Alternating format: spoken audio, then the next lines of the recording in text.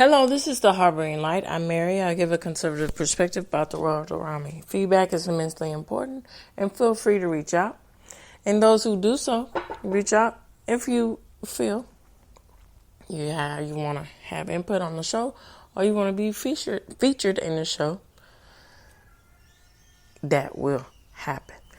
All right, so some of the audio platforms that I'm on Speaker, Spotify, Pandora, iHeartRadio, Amazon Music. These are just to name a few. So it's Friday, so I'm focusing in on all of you. So this week I'm focusing on the Japanese language. Here we go.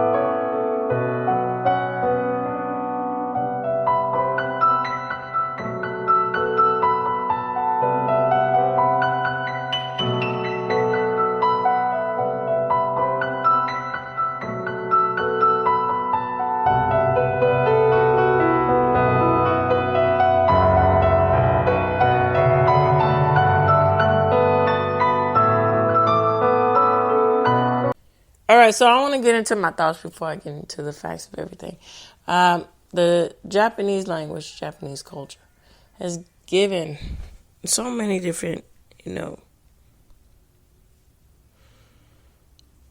influences to Westernized culture with the aspects of, the organization, the aesthetic, and the flow of Japanese home life, and all the way to the aspects of fashion. And when you get in the aspects of war and destruction, the Japanese culture, Japanese influence is even, influential in that, in the aspects of the impact between America and Japanese relations too. And so when you think about everything here, what I'm just saying to put everything all wrapped up nice with the bow here, the language really is a driving force, as I said before, with making all these impacts and influence in culture and how people think of it. I think a really good example of this is the aspects of how the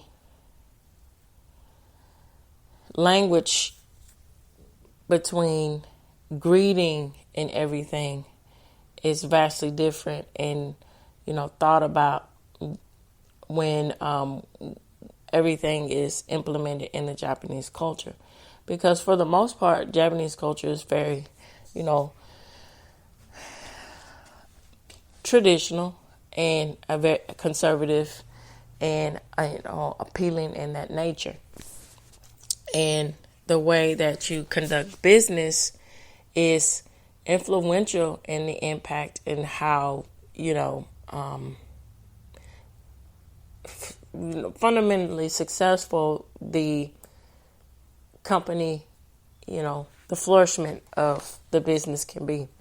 Because when you think about it,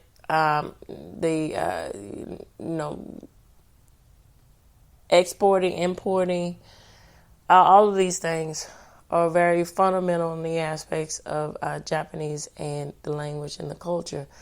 And to merge those things together when we think about other influences on, American, values and so forth, there's been a lot of impact with that. And even in the aspects of, entertainment. It's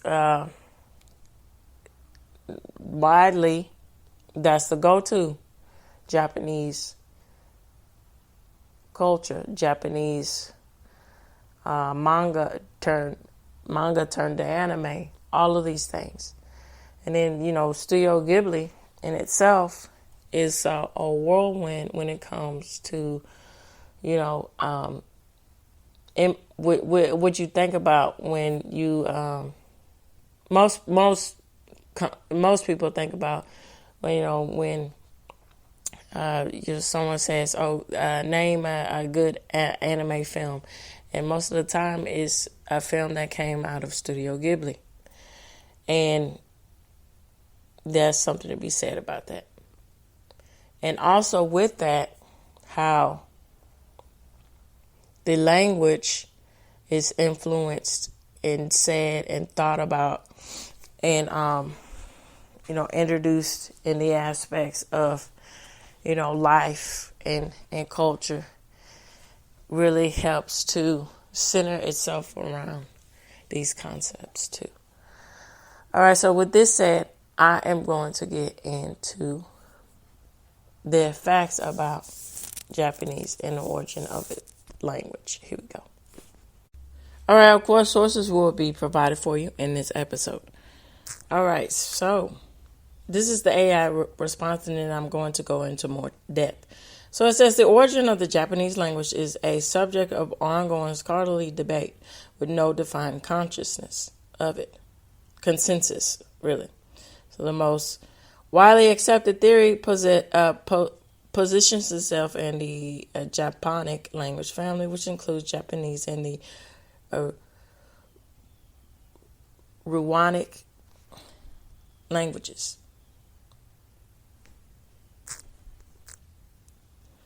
I'm sorry, that's Yukiwan language. And so, which originated with settlers who migrated from the Korean Peninsula to Japan during the Yayoi period around the 4th century BCE. So some researchers suggest that the possible origin in the lower Yangtze River Valley of China is, where it is the explanation of this, from where speakers of Japonic may have moved to the Korean Peninsula before reaching Japan. It was associated with the spread of the wet rice agriculture. The original inhabitants of Japan and the Jomon people likely spoke a language ancestral to the modern Ainu language, which was eventually replaced by the incoming Japonic speakers. While some historical linguistics have proposed a connection between Japanese and the Atlantic language family, including Turk, Mongolic, and Tunisic languages, this theory has not gained widespread acceptance. Similarly, possessed links to Austronesian, Korean, and Uralic language have not been sustained by this. The languages prehistorically remains largely unknown to the absence of a written system before the 5th century AD, when Chinese characters, the kanji, were introduced, likely before the Banki, alongside Buddhism. All right, so this introduction marked the beginning of Old Japanese, which had a more complex phonics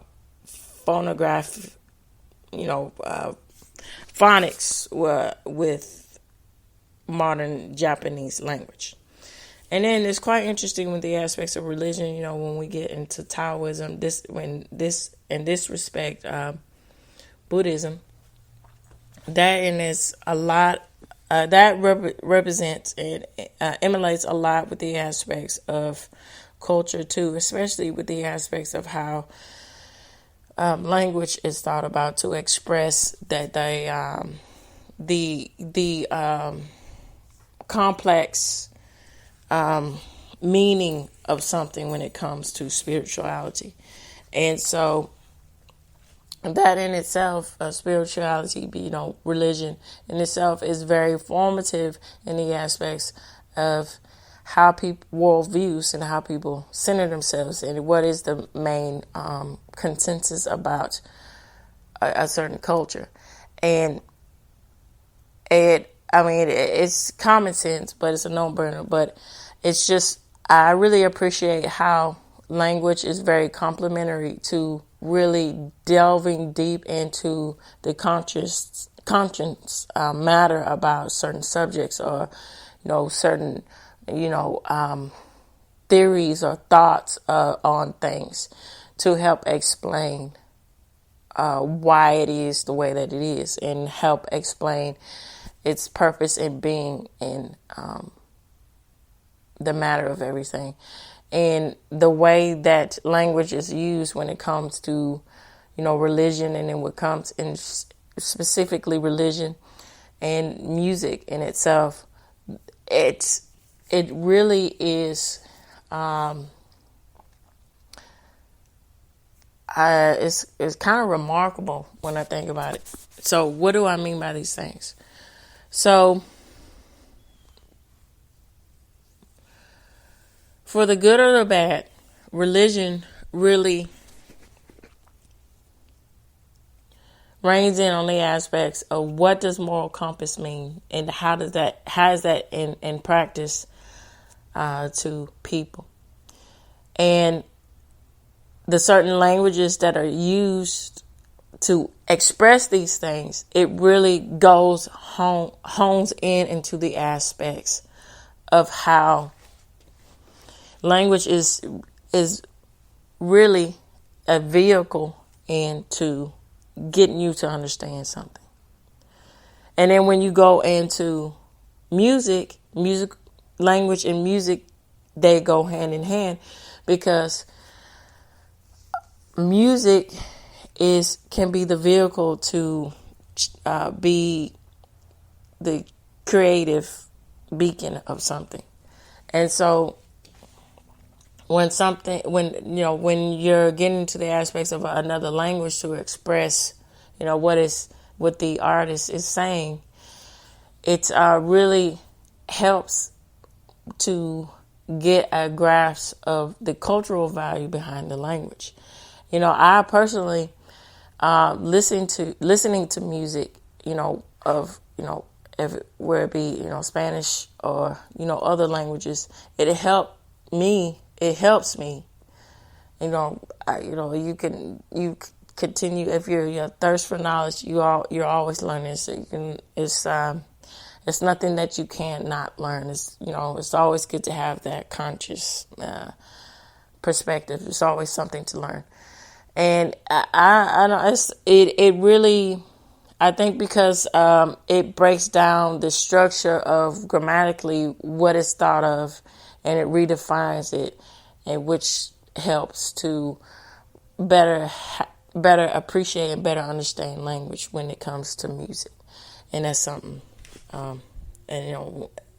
alongside of what was just said about Buddhism and faith, and how integral that is to language too, and especially with the aspects of Western values and culture.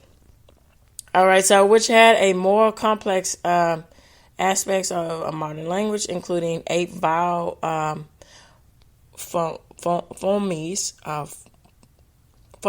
and no distinction between long and short vowels. The development of the Japanese writing system was a pivotal moment in the language history. Initially, Chinese characters were used to represent Japanese words, a practice known as, forgive me for the pronunciation of this, yana, which allowed for the recording of spoken Japanese. So over time, this evolved into the creation of two symbolic scripts, which derived from the cursive kanji and used for native Japanese words and grammatical inflections, which developed with the katakana, which was developed by Buddhist monks as a mnemonic aid and later used for foreign words.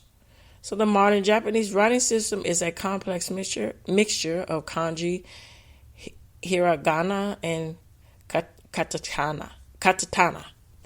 All right, so here we go.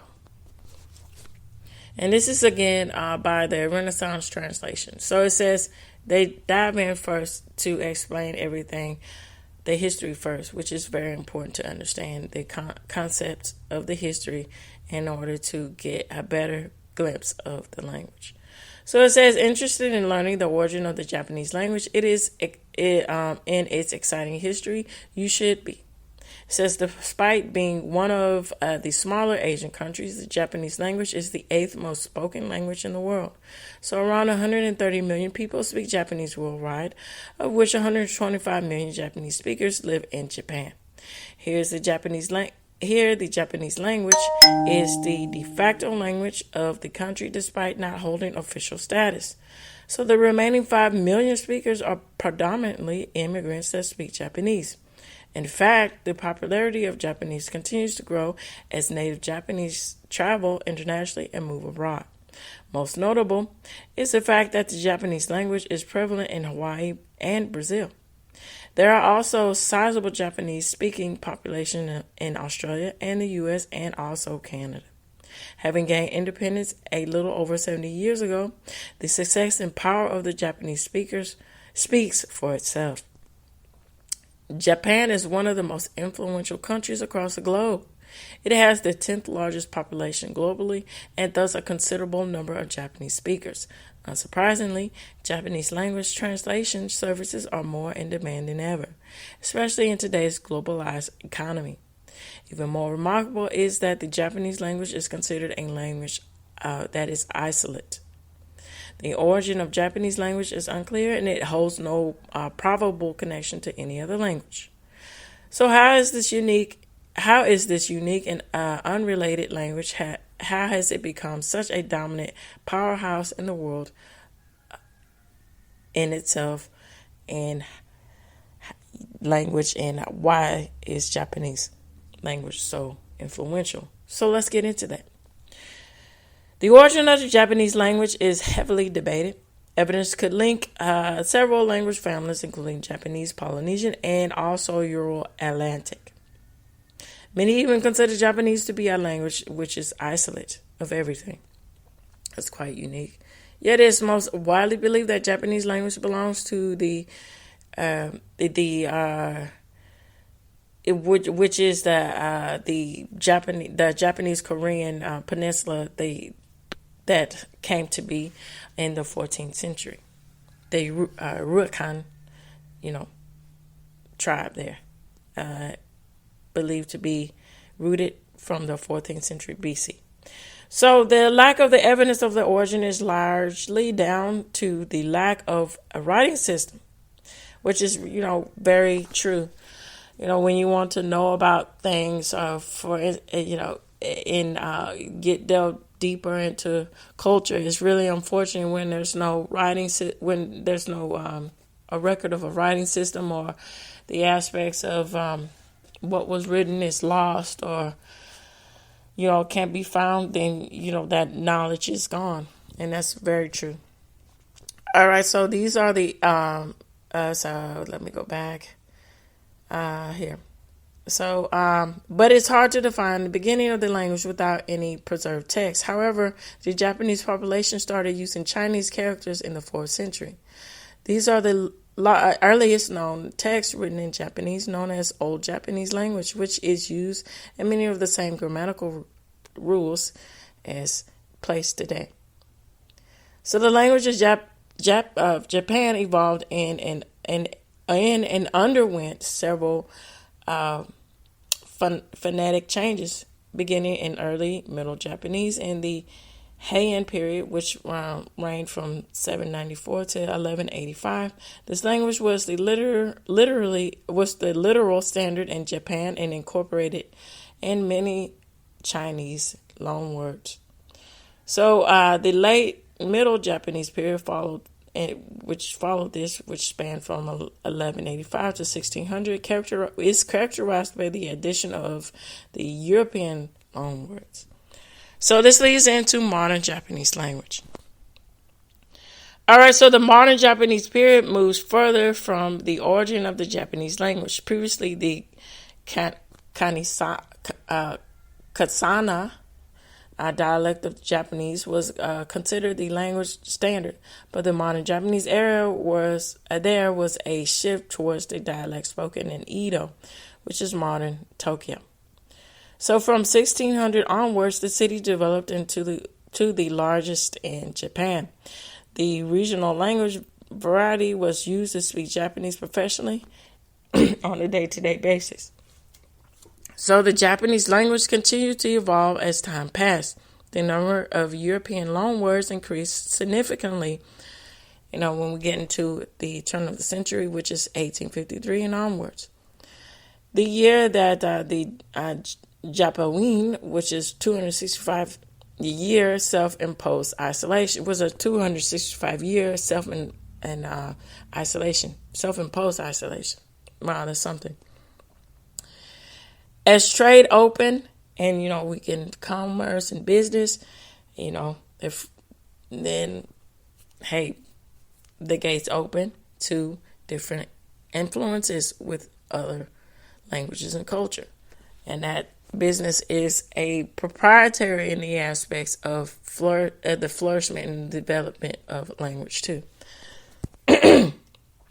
And connections formed. These additions, they were necessary. So more foreign words were borrowed post-war, particularly from German, Portuguese, and English. All right, so the Japanese language used for communication and taught was a foreign language which is known as the standard Japanese language. However, the Japanese language spoken by natives is somewhat different. There are still many dialects spoken over the 6,852 individual Japanese islands, known as the Hogan. These can be split into 4 groups, which is Eastern, Western, Kyushu, and the Ronku. I don't think I'm pronouncing that right, but y'all forgive me. Alphabets and writing systems. So before the 14th century AD, the Japanese language had no writing system.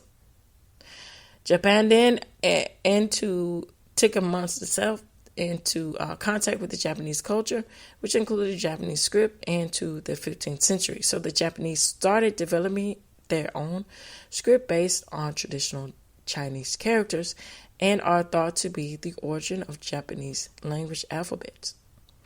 This developed, which is known as the kanji. Thousands of the kanji are part of the writing system of Japan. So the Japan Ministry of Education expects students to be familiar with around 2,000 characters before graduating high school. This is usually an adequate number of common printed material. So highly educated Japanese speakers may know up to 8,000 characters. Wow, that's very impressive. So the modern Japanese language can also be written into 2 other scripts that emerged during the 19th century. So forgive me for the pronunciation, the hiragana and the katana. Hiragana is a simplified version of the kanji, which was created by the Japanese Imperial Court and used by most people that speak Japanese. The katakana was developed by, as I said, Buddhist monks, and it's more like a shorthand version of the kanji. It is a sound which is based on script that can be used to write foreign loanwords. All right, so let's end with this. Japanese language and honorifics.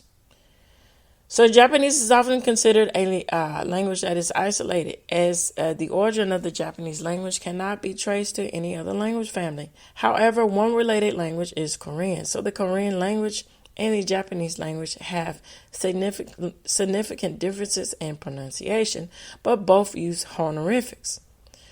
And the Japanese language, this is known as the Kigo, translating to literally mean respectful language. The formality is vital in Japanese culture, so it is unsurprising that this is prominent in the language of Japan.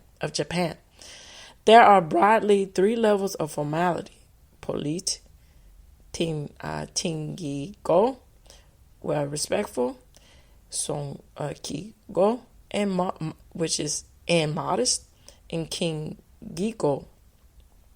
So strangers speak Japanese to each other politely, whereas the respectful Japanese language is used when talking to superiors and customers. When linking about itself, modest language is used. This feature of Japanese language is deeply tied to culture. So, for instance, Japanese family and country are more important than itself. Let me say that again. So, for the Japanese, family and country is more important than itself. So, the idea comes from Confucianism, which is a well-known philosopher, Chinese philosopher, in the ancient Chinese religion, focusing on the importance of ethics, morality, and ancestry. It merged with the Japanese culture via the Korean Peninsula in the 3rd century, explaining why both Japanese and Korean are honorific when you come to the languages. All right, so this reaches the end, and I would greatly like to know what you all think. Feel free to reach out to me. So, tune in, turn up, and definitely take care out there. Bye-bye for now.